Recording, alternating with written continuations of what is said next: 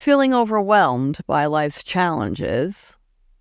Discover the secret to unending strength and comfort in Isaiah 40. Good day, Grace Keepers. My name is Jo, and I welcome you to your daily dose of God. Today's reading is from Isaiah 40.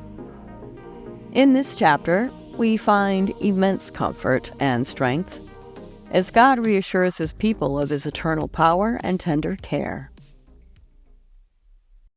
Comfort, comfort my people, says your God. Speak tenderly to Jerusalem and proclaim to her that her hard service has been completed, that her sin has been paid for, that she has received from the Lord's hand double for all her sins. A voice of one calling, in the wilderness prepare the way for the Lord. Make straight in the desert a highway for our God. Every valley shall be raised up, every mountain and hill made low. The rough ground shall become level, the rugged places a plain.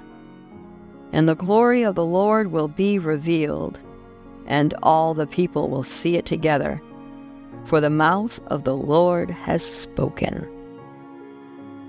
A voice says, "Cry out." And I said, "What shall I cry?" All people are like grass, and all their faithfulness is like the flowers of the field. The grass withers and the flowers fall, because the breath of the Lord blows on them. Surely the people are grass. The grass withers and the flowers fall, but the word of our God endures forever. You who bring good news to Zion, go up on a high mountain. You who bring good news to Jerusalem, lift your voice with a shout. Lift it up, do not be afraid.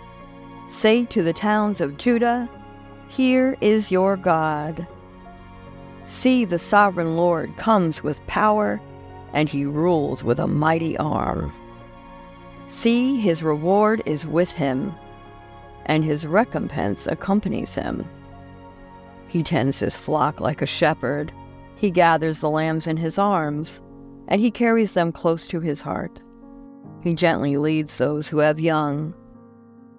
Who has measured the waters in the hollow of his hand, or with the breath of his hand marked off the heavens? Who has held the dust of the earth in a basket, or weighed the mountains on the scales and the hills in a balance? Who can fathom the Spirit of the Lord, or instruct the Lord as his counselor? Whom did the Lord consult to enlighten him, and who taught him the right way? Who was it that taught him knowledge, or showed him the path of understanding? Surely the nations are like a drop in a bucket. They are regarded as dust on the scales. He weighs the islands as though they were fine dust. Lebanon is not sufficient for altar fires, nor its animals enough for burnt offerings. Before him, all the nations are nothing. They are regarded by him as worthless, as less than nothing. With whom, then, will you compare God? To what image will you liken him? As for an idol, a metal worker casts it, and a goldsmith overlays it with gold, and fashions silver chains for it. A person too poor to present such an offering selects wood that will not rot. They look for a skilled worker to set up an idol that will not topple. Do you know? Have you not heard? Has it not been told to you from the beginning? Have you not understood since the earth was founded? He sits enthroned above the circle of the earth, and its people are like grasshoppers. He stretches out the heavens like a canopy, and spreads them out like a tent to live in. He brings princes to naught, and reduces the rulers of this world to nothing. No sooner are they planted, no sooner are they sown, no sooner do they take root in the ground.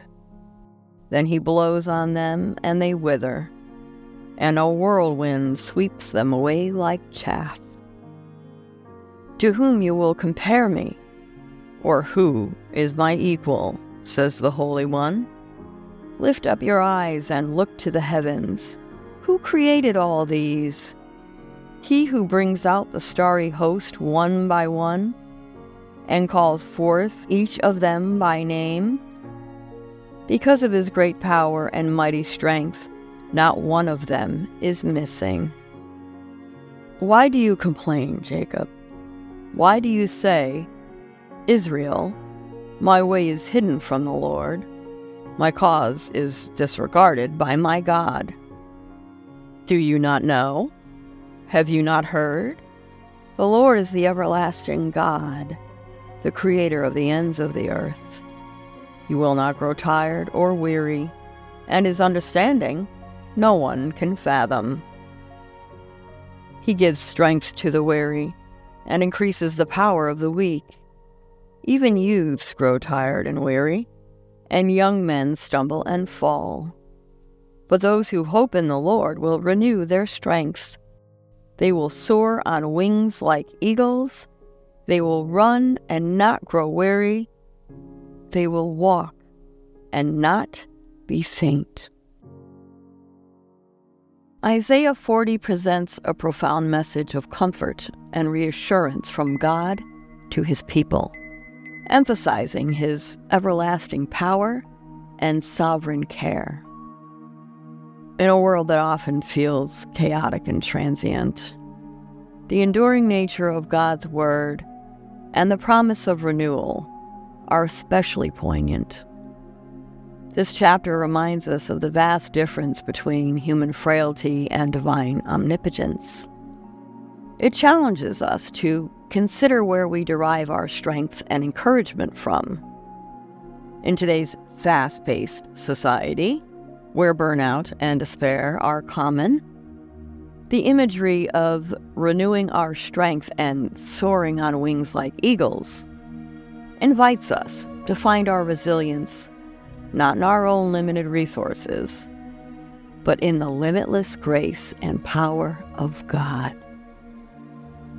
As we reflect on the comforting promises of Isaiah 40, let's consider our own sources of strength in times of weariness.